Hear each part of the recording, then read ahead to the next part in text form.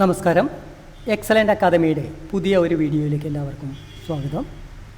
ഇന്ന് നമുക്ക് ഈ ഒരു പൊസിഷനിൽ ആർക്കാണ് മുൻതൂക്കമെന്നും എന്തുകൊണ്ടാണ് ഈ ഒരു ഈക്വൽ ആയി തോന്നാവുന്നൊരു പൊസിഷനിൽ പോലും ഒരു വിഭാഗത്തിന് മുൻതൂക്കം വരുന്നത് എന്നും നമുക്ക് നോക്കാം.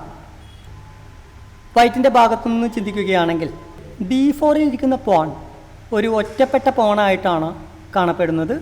അതുകൊണ്ട് നല്ല ഒരു ആക്രമണം നടത്തുവാൻ സാധിക്കുകയാണെങ്കിൽ എൻഡ് ഗെയിമിന് മുൻപ് തന്നെ D4 പോണിനെ വൈറ്റിന് നഷ്ടപ്പെടും. എന്നാൽ വൈറ്റിൻ്റെ കിങ് സൈഡ് വളരെ സുരക്ഷിതമാണ്.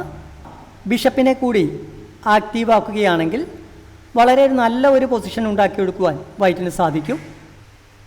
എന്നാൽ ബ്ലാക്കിൻ്റെ നൈറ്റും A8 ഇരിക്കുന്ന റൂക്കും E8 ഇരിക്കുന്ന ബിഷപ്പും വളരെ മോശം പീസുകളായിട്ടാണ് നമുക്ക് വിലയിരുത്തുവാൻ സാധിക്കുക.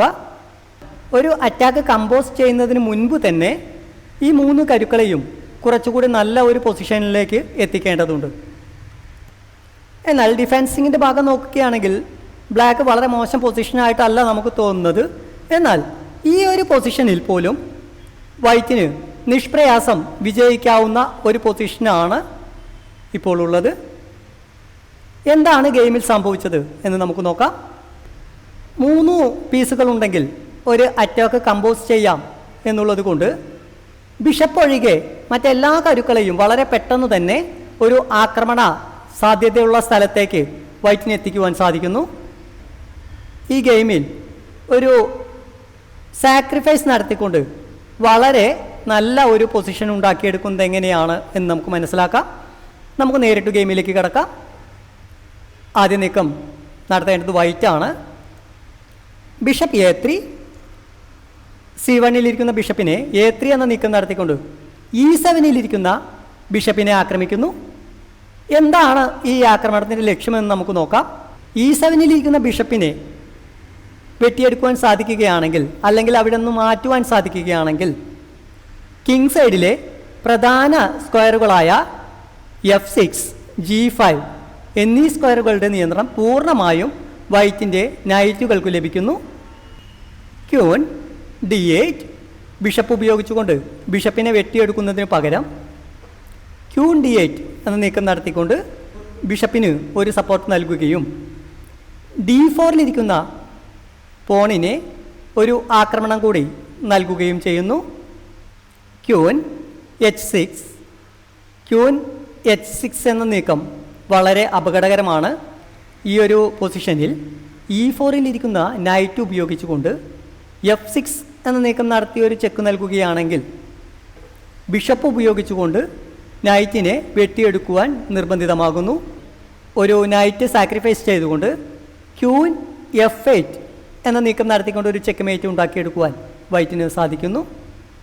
ബിഷപ്പ് ക്രോസ് A3 വലിയ ഒരു അപകടം മുന്നിൽ കണ്ടുകൊണ്ട് A3 ഇരിക്കുന്ന ബിഷപ്പിനെ ബിഷപ്പ് ഉപയോഗിച്ചുകൊണ്ട് വെട്ടിയെടുക്കുവാൻ ബ്ലാക്ക് നിർബന്ധിതമാകുന്നു. നൈറ്റ് G5 ബ്ലാക്കിൻ്റെ പ്രതീക്ഷ പ്രകാരം റൂക്ക് ഉപയോഗിച്ചുകൊണ്ട് ബിഷപ്പിനെ വെട്ടിയെടുക്കും എന്നായിരുന്നു. ബ്ലാക്കിൻ്റെ പ്രതീക്ഷകളെല്ലാം തെറ്റിച്ചുകൊണ്ട് നൈറ്റ് G5 എന്ന നീക്കം നടത്തിക്കൊണ്ട് H7 ഇരിക്കുന്ന പോണിനെ ക്യൂനും നൈറ്റും ഉപയോഗിച്ചുകൊണ്ട് ആക്രമിക്കുന്നു. ബിഷപ്പ് B4, BB4 എന്ന നീക്കം നടത്തിക്കൊണ്ട് E1 ഇരിക്കുന്ന റൂക്കിനെ ആക്രമിക്കുന്നു. ഇനി D4 ഇരിക്കുന്ന റൂക്ക് ഉപയോഗിച്ചുകൊണ്ട് H5 എന്ന സ്ക്വയറിലേക്ക് ഒരു നീക്കം നടത്തുവാൻ സാധിക്കുകയാണെങ്കിൽ അത് ബ്ലാക്കിന് വളരെയധികം ഗുണം ചെയ്യും. ക്യൂൻ ക്രോസ് H7 പ്ലസ് ബിഷപ്പിൻ്റെ അറ്റാക്കിൽ നിന്നും റൂക്കിനെ മറ്റൊരു സ്ക്വയറിലേക്ക് മാറ്റി വയ്ക്കുന്നതിന് പകരം ക്യൂൻ ഉപയോഗിച്ചുകൊണ്ട് H7 ഇരിക്കുന്ന പോണിനെ വെട്ടിയെടുത്ത് ഒരു ചെക്ക് നൽകുന്നു. കിങ്ങിനെ ചെക്കില്ലാത്ത ഒരു സ്ക്വയറിലേക്ക് നീക്കം നടത്തേണ്ടി വരുന്നു. King F8. ഈ ഒരു പൊസിഷനിൽ ബെസ്റ്റ് മൂവ് എന്താണ് എന്ന് മനസ്സിലാക്കുന്നതിന് വേണ്ടി വീഡിയോ ഒന്ന് പോസ്റ്റ് ചെയ്തതിന് ശേഷം അടുത്ത നീക്കം കണ്ടുപിടിക്കുവാൻ ശ്രമിക്കുക. റൂക്ക് ക്രോസ് E6 വൈറ്റിൻ്റെ റൂക്ക് ഉപയോഗിച്ചുകൊണ്ട് E6 ഇരിക്കുന്ന പോണിനെ വെട്ടിയെടുത്തുകൊണ്ട് റൂക്ക് സാക്രിഫൈസ് ചെയ്യുന്നു. ഈ ഒരു പൊസിഷനിൽ റൂക്കിനെ വെട്ടിയെടുത്തില്ല എങ്കിൽ ക്യൂൻ H8 എന്ന നീക്കം നടത്തിക്കൊണ്ട് നിഷ്പ്രയാസം ഒരു ചെക്ക് മേറ്റ് ഉണ്ടാക്കിയെടുക്കുവാൻ വൈറ്റിന് സാധിക്കുന്നു. F cross E6. അടുത്ത ഒരു നീക്കത്തോടു കൂടി ഈ ഗെയിം ചെക്ക്മേറ്റ് ആകുന്നു. Night cross E6 plus checkmate.